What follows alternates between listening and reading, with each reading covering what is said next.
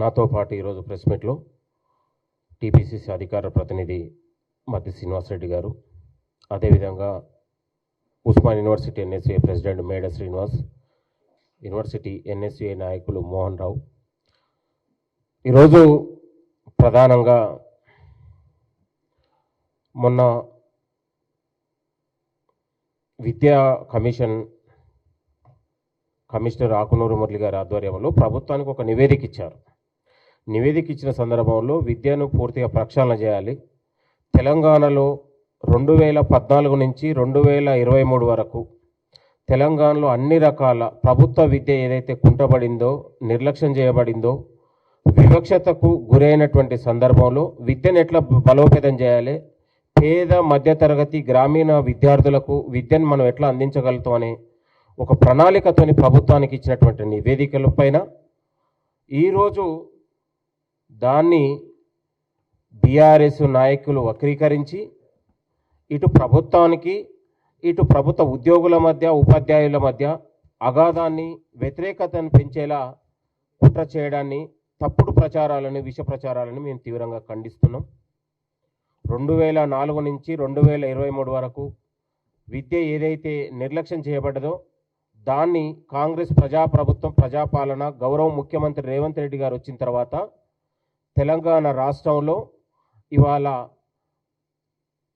ప్రభుత్వ విద్యకు పెద్దపీట వేస్తూ ప్రభుత్వ విద్యా సంస్థల్లో, పాఠశాలల్లో, యూనివర్సిటీలలో మెరుగైన వసతులతో పాటు అన్ని రకాల వసతులతో పాటు మెనూ ఛార్జీల్ని, కాస్మెటిక్ ఛార్జీల్ని పెంచి ఇవాళ ప్రభుత్వ విద్యకు పెద్దపీట వేసి విద్యార్థుల జీవితాలకు ఒక భరోసాని, విశ్వాసం కల్పించినటువంటి ఘనత గౌరవ ముఖ్యమంత్రి రేవంత్ రెడ్డి గారికి దక్కిందనే విషయాన్ని గుర్తు చేస్తా ఉన్నాం. తెలంగాణ రాష్ట్రంలో దేశంలోనే ఏ రాష్ట్రంలో లేని విధంగా తెలంగాణలో integrated schools, young India integrated స్కూళ్ళ నిర్మాణం దాదాపు 22,000 కోట్ల రూపాయల ఇంటిగ్రేటెడ్ స్కూళ్ళ నిర్మాణం తెలంగాణలో చేపట్టింది. దాదాపు అది 100 స్కూళ్ళ నిర్మాణం పైగా ఈరోజు అభివృద్ధి జరుగుతూ ఉంది. దాని ద్వారా తెలంగాణలో ఇవాళ ఏదైతే గతంలో బీఆర్ఎస్ హయాంలో గురుకులాలంటే ఎస్సీలకు ఒక గురుకుల, బీసీలకు ఒక గురుకుల, ఎస్టీలకు ఒక గురుకుల, ఎస్సీల అంటే కులాల వారిగా ఆనాడు మేధావులు అనేవాళ్ళు తరగతి గదిలోనే దేశ భవిష్యత్తు ఉందని ఇవాళ ఆనాడు మేధావులు చెప్తే ఇవాళ తరగతి గదులనే కులాలను వెతుకునే విధంగా ఆనాడు పాలకులు చేస్తే మన ముఖ్యమంత్రి రేవంత్ రెడ్డి గారు వచ్చిన తర్వాత కుల రహిత సమాజం కోసం, వివక్షత లేని చదువు కోసం ఇవాళ ఏ ఇంటిగ్రేటెడ్ స్కూళ్ళ నిర్మాణం ద్వారా నాణ్యమైన విద్యకు, స్కిల్ విద్యకు పెద్దపీట వేసి ఇవాళ విద్యార్థులకు నైపుణ్యమైన విద్యను అందించడానికి ముఖ్యమంత్రి గారు కృషి చేస్తూ ఉన్నారు. 10 ఏళ్లలో మరి ఎందుకు మీకు అవకాశం ఇచ్చినప్పుడు ఎందుకు చేయలేకపోయారు? ప్రభుత్వ విద్యను పూర్తిగా నిర్లక్ష్యం చేశారు. నేటికి 2023 వరకు తెలంగాణ రాష్ట్రంలో దాదాపు 5 నుంచి 6 వేల స్కూల్స్ని మూసివేసి ఉన్న స్కూళ్ళల్లో కూడా కనీసం మరుగుదొడ్ల నిర్మాణం కానీ, వాష్రూమ్లు కానీ, వాళ్లకు మౌలిక సదుపాయాలు లేక మహిళా విద్యార్థులు తీవ్ర ఇబ్బందులకు పడ్డారనే విషయాన్ని మనందరికీ వివిధ మీడియా కథనాల్లో అనేక రకాలుగా చూసినాం. ఇవాళ మొట్టమొదటిసారిగా తెలంగాణ రాష్ట్రంలో కాంగ్రెస్ ప్రభుత్వం వచ్చిన తర్వాత ఒక గొప్ప అభివృద్ధి ఏంటంటే విద్యా అభివృద్ధి జరిగింది తెలంగాణలో. కాబట్టి విద్యా అభివృద్ధి దేశానికి అభివృద్ధిలాగా ముఖ్యమంత్రి గారు ఆలోచన చేసి ఇవాళ పేద మధ్యతరగతి అన్ని విద్యార్థులకు ఇవాళ కులాలు, మతాలు లేకుండా కూడా అందరం ఒకటే అని ఒక సమానత్వ విద్య కోసం ఇవాళ ముఖ్యమంత్రి గారు ఒక కృషి చేస్తూ ఉన్నారు. దీన్ని జీర్ణించుకోలేని బీఆర్ఎస్ నాయకులు ఇవాళ తప్పుడు ప్రచారాలు చేస్తూ ఉన్నారు. ఇవాళ నేను అంటా ఉన్నాను, ముఖ్యమంత్రి గారికి అనేక మంది నివేదిక ఇస్తూ ఉన్నారు. అనేక మేధావులు వివిధ రూపాలలో ఇవాళ గతంలో కాంగ్రెస్ ప్రజాప్రభుత్వం రాగానే ఇవాళ అరగోపాల్ లాంటి వాళ్ళు పెద్ద పెద్ద మేధావులు కూడా వచ్చి సలహాలు, సూచనలు ఇచ్చారు. ఇవాళ పేద మధ్యతరగతి విద్యార్థుల విద్య దగ్గర కూడా ఎందుకు మీకు ఇంత కడుపు కుట్ర, ఎందుకు మీకు ఇంత తప్పుడు ప్రచారాలు చేసి పేద మధ్యతరగతి విద్యార్థులకు విద్యను అందకుండా ఎందుకు కుట్ర చేస్తున్నారనే విషయాన్ని బీఆర్ఎస్ నాయకులకు నేను సూటి ప్రశ్నిస్తున్నాను. మీరు చేయలేని పనిని ఈరోజు ముఖ్యమంత్రి గారు చేస్తూ ఉన్నారు. ఆగమైపోయిన ఇవాళ ప్రభుత్వ విద్య ఏదైతుందో దాన్ని పునర్నిర్మాణం చేయడానికే విద్యాశాఖ మంత్రిని తన దగ్గర ఉంచుకొని ఇవాళ ప్రభుత్వ విద్యతో పాటు తెలంగాణలో అన్ని యూనివర్సిటీ విద్య కావచ్చు, ఇంటర్మీడియట్ విద్య కావచ్చు, స్కూల్ ఎడ్యుకేషన్ కావచ్చు, దాన్ని డెవలప్ చేయడానికి ముఖ్యమంత్రి గారు తన శాఖని దగ్గర పెట్టుకొని ఇవాళ పనిచేస్తూ ఉన్నాడు. దాన్ని కూడా ఒక రాజకీయం చేస్తూ ఉన్నారు. ఇవాళ ముఖ్యమంత్రి గారు విద్యాశాఖను వేరే వాళ్ళకి ఇవ్వచ్చుగా. తెలంగాణలో విద్యాశాఖ మంత్రి లేకుండా ఇవాళ పరీక్షలు ఆగిపోయినాయా? ఎక్కడైనా లీకేజీలు జరిగినాయా? ఎక్కడైనా అక్రమాలు జరిగినాయా? ఇంకెక్కడైనా మీరు టార్చ్ లైట్ వేసి చూపించగలుగుతారా? మీ హయాంలో ఇంటర్మీడియట్ పరీక్షలు నిర్వహించలేకపోయారు. ఎస్ఎస్సి పరీక్షలలో ఇవాళ అక్రమాలే. ఇంటర్మీడియట్ పరీక్షలు నిర్వహించలేక 37 మంది ఆత్మహత్యలు చేసుకున్నారు విద్యార్థులు. ఎంసెట్లో ఆలస్యమే. అనేక రకాలుగా తప్పు తడకలతో ప్రభుత్వ విద్య 10 ఏళ్ల పాటు ఇవాళ విద్యార్థులు తల్లిదండ్రులు గగ్గోలు పెట్టినటువంటి పరిస్థితి. ఇవాళ ముఖ్యమంత్రి గారు ఇవాళ 2.5 ఏళ్లలో తెలంగాణ రాష్ట్రంలో ఇవాళ ప్రభుత్వ విద్యా విషయంలో కావచ్చు, పరీక్షల నిర్వహణ కావచ్చు, ఎంసెట్ నిర్వహణ కావచ్చు, ప్రతి పరీక్షలో ప్రభుత్వం పకడ్బందీగా పారదర్శకంగా వ్యవహరించింది.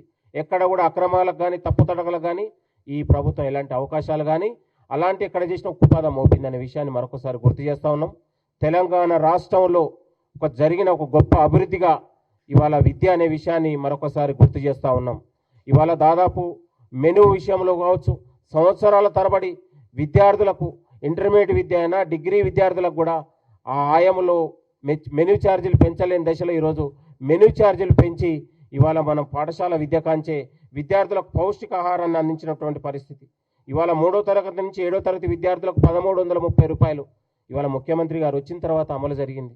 ఇవాళ దాదాపు 8వ తరగతి నుంచి 10వ తరగతి వరకు 1540 రూపాయలు మెను ఛార్జీలు పెంచినటువంటి ఘనత. ఇంటర్మీడియట్ నుంచి పీజీ వరకు 2100 మెను ఛార్జీలు పెంచి ఇలా విద్యార్థులకు నాణ్యమైనటువంటి భోజనాన్ని ఈ ప్రభుత్వం కల్పిస్తూ ఉంది. కాబట్టి ఇన్ని గొప్ప కార్యక్రమాలు చేస్తున్నా ఇవాళ బీఆర్ఎస్ నాయకులకు ఇంకా ఉన్నటువంటి కడుపు కుట్రతోని ఎంతసేపటికి కోడిగుడు మీద ఈకలు బిక్కాలనే ఆలోచనతోని ప్రతి నోరు తెరిస్తే అబద్ధాలే. ఇవాళ హరీష్ రావుకు నేను సవాల్ చేస్తూ ఉన్నాను. ఆయన సొంత జిల్లాలో 10 ఏళ్లలో మహిళా విద్యార్థులు రోడ్లెమ్మటి టాయిలెట్కి వెళ్తుంటే వివిధ కథనాల్లో వచ్చింది. ఇదే నర్సాపూర్ దగ్గర కూడా సొంత నియోజకవర్గంలో సొంత జిల్లాలో కూడా 10 ఏళ్ల పాటు ప్రభుత్వ పాఠశాలలో మరుగుదొడ్లు నిర్వహించలేకపోయినటువంటి దద్దమ్మల వాళ్ళు. ఈ ప్రభుత్వం వచ్చిన తర్వాత మౌలిక వసతుల కోసం ఇవాళ తెలంగాణ రాష్ట్రంలో అన్ని ప్రభుత్వ విద్యా సంస్థల్లో 7,500 కోట్ల రూపాయలు విడుదల చేసి మౌలిక వసతుల కోసం, టాయిలెట్ల నిర్మాణం కోసం విద్యార్థులు ఎక్కడ కూడా ఇబ్బంది పడకుండా ఈ ప్రభుత్వం ఆలోచన చేసినటువంటి ఘనత ఈ ప్రభుత్వం దక్కింది. కాబట్టి 11,500 డిఎస్సి పోస్టులు పెట్టి మనం భర్తీ చేస్తే దాదాపు 1,36,000 మంది ప్రభుత్వ పాఠశాలలో నూతన అడ్మిషన్లను మనం సాధించగలిగినాం. అది ముఖ్యమంత్రి గారు తీసుకున్నటువంటి ఆలోచనతోని తెలంగాణ రాష్ట్రంలో జరిగినటువంటి గొప్ప అభివృద్ధిగా ఇవాళ విద్యార్థులకు జరిగిన ప్రయోజనంగా మనందరం కూడా భావించాలని కోరుతా ఉన్నాం. ఇవాళ యూనివర్సిటీల నిర్మాణం కావచ్చు, ఇవాళ ఇంటర్మీడియట్ వ్యవస్థ కావచ్చు, డిగ్రీ వ్యవస్థ కావచ్చు, ఈ ప్రభుత్వం వచ్చిన తర్వాతనే మనం పెద్దపీట వేయగలను అనే విషయాన్ని మరొకసారి మేము గుర్తు చేస్తూ ఉన్నాం.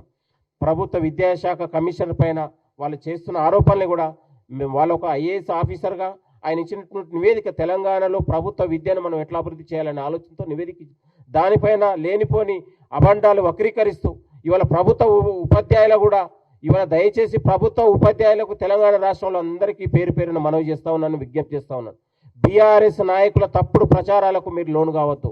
తెలంగాణ రాష్ట్రం కాంగ్రెస్ ప్రభుత్వం వచ్చిన తర్వాతనే తెలంగాణలో ప్రభుత్వ ఉద్యోగుల గౌరవం పెంచారు. ఇవాళ ప్రభుత్వ ఉపాధ్యాయుల గౌరవం పెరిగింది ఇక్కడ తెలంగాణ రాష్ట్రం కాంగ్రెస్ ప్రజాప్రభుత్వంలో ఉన్న విషయాన్ని మరొకసారి గుర్తు చేస్తాను. గతంలో 1వ తారీఖు ఇవాళ జీతాలు రాని పరిస్థితి. ఈ ప్రభుత్వం వచ్చిన తర్వాత 1వ తారీఖే మనకు జీతాలు వచ్చినటువంటి పరిస్థితి. గతంలో మనము ప్రభుత్వ ఉద్యోగులు 10 ఏళ్లలో వాళ్ళని ఒక బానిసల్లాగా కనీసం వాళ్ళకు ఒక వ్యక్తిగతం వాళ్ళకు ఒక స్వేచ్ఛ లేకుండా చేసి 10 ఏళ్ల పాటు వాళ్ళని ఒక బానిస వ్యవస్థగా తయారు చేస్తే ఈ ప్రజాప్రభుత్వం ముఖ్యమంత్రి గారు వచ్చిన తర్వాత వాళ్ళకు ఒక స్వేచ్ఛనిచ్చి వాళ్ళ గౌరవాన్ని పెంచినటువంటి ఘనత ముఖ్యమంత్రి రేవంత్ రెడ్డి గారు అనే విషయాన్ని మరొకసారి గుర్తు చేస్తా ఉన్నాం. తెలంగాణ రాష్ట్రంలో ముఖ్యమంత్రి గారు తీసుకున్నటువంటి ఇవాళ విద్య బలోపేతం విషయంలో కావచ్చు, ఇంటిగ్రేటెడ్ స్కూళ్ళ నిర్మాణం కావచ్చు, నూతన విద్యా పాలసీ కావచ్చు, ఇది దేశానికి ఒక కొలమానంలా. తెలంగాణ రాష్ట్రంలో లక్షలాది మంది విద్యార్థులు, ఎస్సీలు, ఎస్టీలు, పేద మధ్యతరగతి విద్యార్థుల భవిష్యత్తుకు అది బంగారు బాట అవుతుందనే విషయాన్ని మరొకసారి గుర్తు చేస్తూ రేపు జరిగే ఇవాళ మార్చి 6 నుంచి ఇవాళ జూన్ 12 వరకు జరిగే ఇవాళ ఏదైతే మనం 100 రోజు 99 విద్యా ప్రణాళిక ఉందో దాని ద్వారా తెలంగాణలో ఒక నూతన విప్లవానికి ఇలా నూతన విద్యా విప్లవానికి ఒక మారు పేరు కానుంది. అది విద్యార్థులకు భవిష్యత్తుకు బంగారు బాటలు వేయనుందనే విషయాన్ని గుర్తు చేస్తూ బీఆర్ఎస్ నాయకులు 10 ఏళ్లలో మీరు చేసినటువంటి ద్రోహం, మీరు చేసినటువంటి విద్రోహం వల్ల ఇవాళ లక్షలాది మంది విద్యార్థులు 10 ఏళ్ల పాటు తెలంగాణ రాష్ట్రం వెనుకబడిపోయిందనే విషయాన్ని గుర్తు చేస్తున్నాం. మీ హాయంలో ఎక్కడ కూడా ప్రభుత్వ విద్యకు కానీ సెక్రటరియట్లో కావచ్చు, మీ ఫామ్ హౌస్లో కావచ్చు, ఇంకే ఒక్క రోజు కూడా విద్య పైన మీరు ఏ రోజు కూడా సమీక్ష చేయలేదు అనే విషయాన్ని గుర్తు చేస్తూ ఉన్నాం. నిన్ననే కాసిం గారు ఇవాళ ముఖ్యమంత్రి గారిని పిలిచి ఒక మీటింగ్ పెట్టారు. ఆయన కాంగ్రెస్ నాయకుడు కాదు, ఒక యూనివర్సిటీ ప్రొఫెసర్గా గతంలో బీఆర్ఎస్ సహాయంలో ఉస్మానియా యూనివర్సిటీలోనే చెట్ల కిందనే ఇవాళ ప్రొఫెసర్ లేదనే ఉద్దేశంతో చెట్ల కింద నిరసన తెలియ చాక్పీస్తో పాఠాలు చెప్పాడు. ఆ విషయాన్ని మరొకసారి గుర్తు చేస్తూ ముఖ్యమంత్రి గారిని పిలిచి ఇవాళ నింబోలి అడ్డ లాంటి ఒక హాస్టల్ నిర్మాణం కోసం ముఖ్యమంత్రి గారిని పిలవడం అంటే ఇవాళ ఆర్ఎస్ ప్రవీణ్ లాంటి వాళ్ళు కాసిం సార్ని చూసి సిగ్గు తెచ్చుకోవాలి, బుద్ధి తెచ్చుకోవాలి అనే విషయాన్ని గుర్తు చేస్తాం. ఇవాళ గురుకులాలలో దోపిడీలు అక్రమాలకు పాల్పడి ఆర్ఎస్ ప్రవీణ్ లాంటి వాడు ఇవాళ నీతులు మాట్లాడుతూ ఉన్నాడు. ఆర్ఎస్ ప్రవీణ్ అనేటోడు ఐపీఎస్ కావచ్చేమో, కానీ పనికిరాని చెత్తలాగా తయారైపోయాడు. ఆయన విద్యా కమిషన్ నివేదిక మేము చెత్తబుట్టలు వేయాను, ఆర్ఎస్ ప్రవీణ్ కుమార్నే చెత్తబుట్టలు వేశారు తెలంగాణ ప్రజలు. ఇవాళ కేసీఆర్కు ఆనాడు ఏజెంట్గా తయారైపోయి ఇవాళ దోపిడికి ఇవాళ దోచుకోవడానికి ఈయనకు గురుకుల సెక్రటరీ ఇస్తే ప్రతి దగ్గర అవినీతి చేసి పేద మధ్యతరగతి విద్యార్థుల పొట్టగొట్టుకొని వాళ్ళ జీవితాలతో చెలగాటమాడినటువంటి ఆర్ఎస్ ప్రవీణ్ కుమార్ కూడా విద్య గురించి మాట్లాడితే ఇవాళ తెలంగాణ ప్రజలు నవ్వుకుంటున్నారనే విషయాన్ని మరొకసారి గుర్తు చేస్తూ ఉన్నాం. దయచేసి తెలంగాణ రాష్ట్రం ఇవాళ ఒక నూతన విద్యా విధానం కావచ్చు, పునర్నిర్మాణ దిశగా ముఖ్యమంత్రి గారి నాయకత్వంలో ఇవాళ ప్రపంచ దేశాలు ఇవాళ తెలంగాణ రాష్ట్రం వైపు చూసే విధంగా ఒక నైపుణ్యంతో కూడిన విద్యను అందించి ఉద్యోగాల కోసం విద్య కాదు, ఉద్యోగాలను సృష్టించే రాష్ట్రంగా, ఉద్యోగాలను సృష్టించి కంపెనీలు పెట్టే రాష్ట్రంగా ఇవాళ ముఖ్యమంత్రి గారు విద్యార్థులను తయారు చేసే ఇవాళ భవిష్యత్తును తయారు చేస్తూ ఉన్నాడు అనే విషయాన్ని మరొకసారి గుర్తు చేస్తూ తెలంగాణ రాష్ట్రంలో ఒక విద్య యొక్క నూతన పాలసీ కావచ్చు, జరుగుతున్న పరిణామాలు కావచ్చు, ఇవన్నిటి కూడా తెలంగాణ రాష్ట్రం ఒక ఎడ్యుకేషన్ హబ్గా, ఒక ఇండస్ట్రియల్ హబ్గా తెలంగాణ మారబోతుంది. మరొక 5 ఏళ్లలో ఇవాళ అమెరికాకో, ఆస్ట్రేలియాకో, ఇంకెక్కడికో, కెనడాకో, యూకేకి వెళ్ళాల్సిన అవసరం లేదు. తెలంగాణ రాష్ట్రంలో లక్షలాది రూపాయల కొలువులు ఇచ్చే రాష్ట్రం తెలంగాణ రాష్ట్రంగా రేపు భవిష్యత్తులో ఉండబోతుందనే అనడానికి ఇది ఒక నిదర్శనం అని కూడా ఈ సందర్భంగా గుర్తు చేస్తూ తప్పుడు ప్రచారాలకు, విష ప్రచారాలకు ఉపాధ్యాయ సంఘాలు లోను కాకుండా ప్రభుత్వం మీ గౌరవాన్ని పెంచే విధంగా, మీ భద్రతను పెంచే విధంగా ముఖ్యమంత్రి గారు మీ వెన్నంటి ఉంటారు.